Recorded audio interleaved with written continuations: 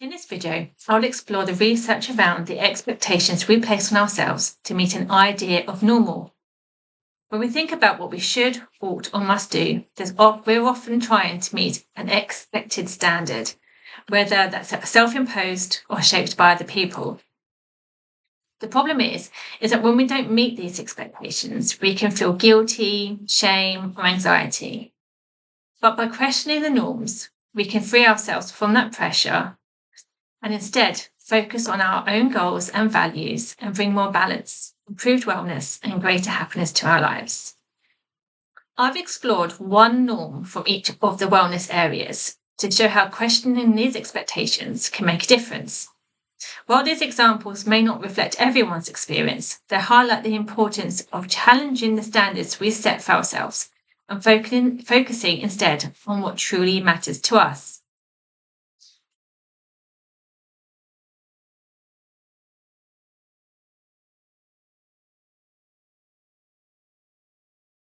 Physical wellness.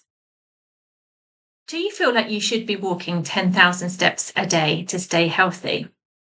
It's a number we've all heard, but the surprising truth is that the 10,000 step goal was actually created in the 1960s by a Japanese marketing campaign for a pedometer. It wasn't actually based in scientific evidence. So should we be aiming for 10,000 steps? Well, the science has shown that 9,800 steps is the optimal number to stay healthy. There's also evidence that suggests that doing some brisk walking 3 times a week for just 10 minutes can have roughly the same benefits as meeting that step goal. The more your heart rate increases during exercise, the more advantage you'll gain. So it's not just about hitting a step count, it's about creating heart variability during those moments of increased movement.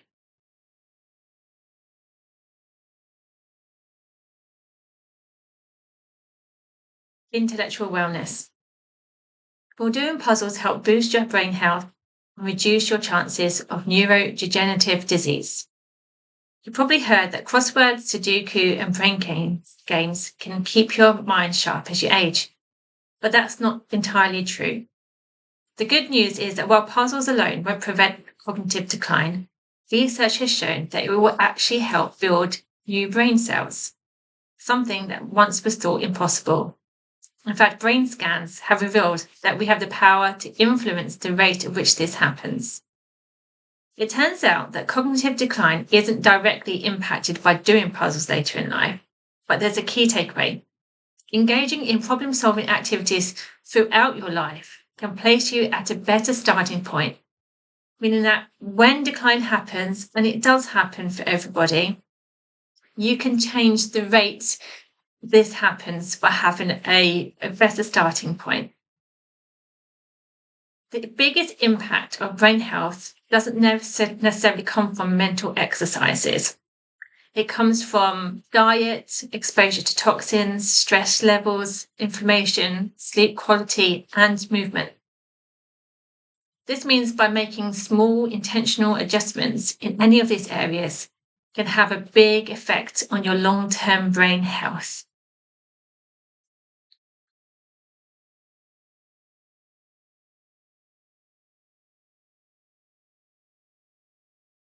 Social wellness. Would people dislike me starting a conversation with them? Because there's an assumption that strangers don't like being spoken to. We often assume that people don't want to talk to strangers, or that they're bothered if we start a conversation. But here's the surprising part. Studies show that talking to a stranger can actually make us feel happier and improve the other person's well-being as well. If you expect someone to prefer solitude, simple chat can boost both your mood and theirs. It turns out these small interactions create a sense of connection, and that connection is what makes us feel good. It might feel awkward at first, but the positive effects of friendly conversation can be far-reaching than we realise.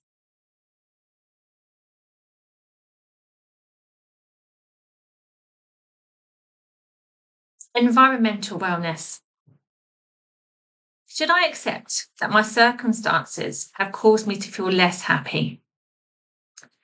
It's common to think that our happiness is determined by our circumstances, where we live, what we have, or even our relationships.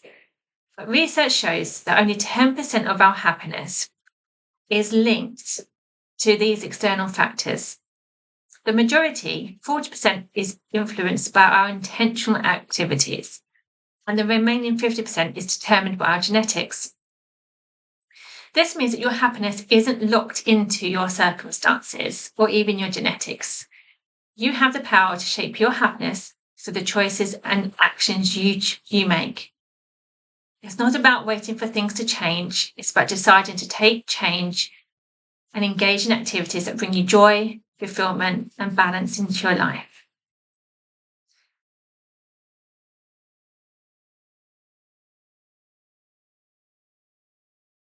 Spiritual wellness. Don't people find spirituality in themselves, and therefore shouldn't I be seeking practices to do by myself? So spiritual wellness is about connecting with something bigger than ourselves.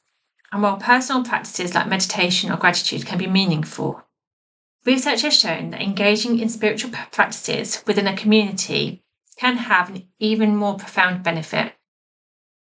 Psychology Today highlights 5 practices that can support your spiritual wellness. And this includes meditation, awe, forgiveness, compassion, and gratitude. And these practices are incredibly powerful on their own. But when you engage in them with a supportive community, with a shared sense of purpose, well-being is further enhanced. So spirituality isn't just about personal reflection, it's about connection. Connecting to a higher purpose, to others, and to the world around you. The community aspect can help us feel grounded, supported, and more deeply connected to our sense of meaning and purpose.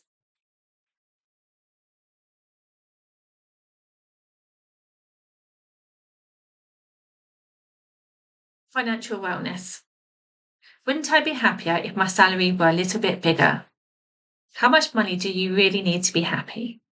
Many of us think that a higher salary and more material wealth will bring greater happiness. But the truth is, it doesn't. Research shows that while we often believe a bigger paycheck will lead to greater satisfaction, it's the way we relate to our finances and how we manage our expectations that truly impacts our well-being. In fact, the cycle of hedonic adaptation means that once we achieve our salary, the salary we thought would make us happy, it quickly becomes normal and no longer brings us joy. So a shift in perspective and a better understanding of what facilitates our enduring happiness can improve our sense of financial wellness.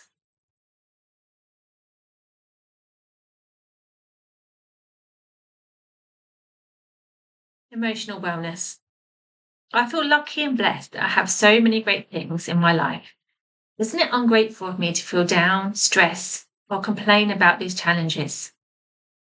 We often hear messages like stay positive or don't let them see you cry. But emotional wellness isn't about avoiding negative feelings. It's about understanding that every emotion has value.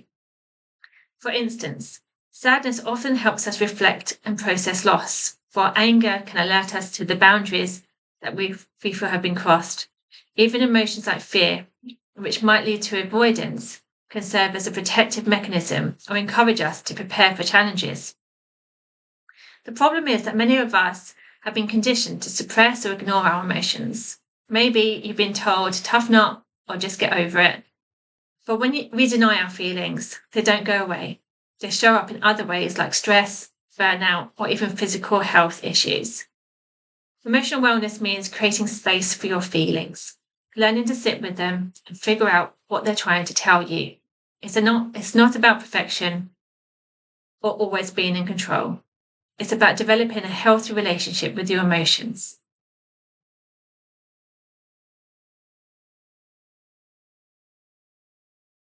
Occupational wellness. I already work really hard at my job. Should I get another qualification to improve my chances of success?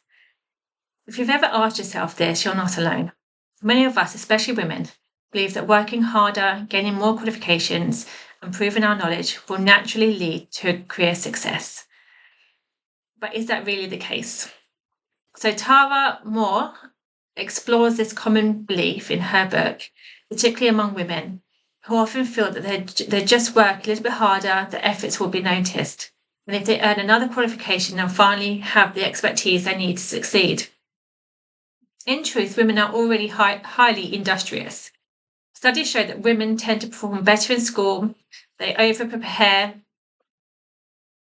in the workplace compared to men, and as of 2012, made up 60% of the master's degree graduates in the US, and similar trends are in Europe.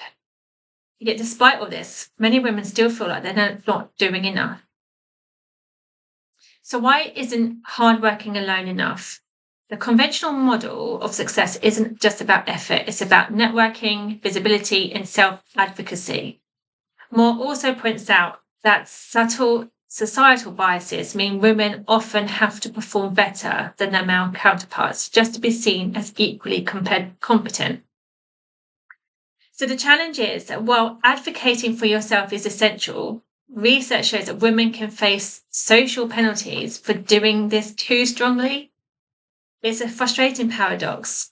Without self-promotion, women are overlooked, yet when they assert themselves, they risk being perceived negatively. And so, before you decide on that next qualification, consider, is more education really the missing piece? Or is it time to shift your position in your career through self-advocacy and networking?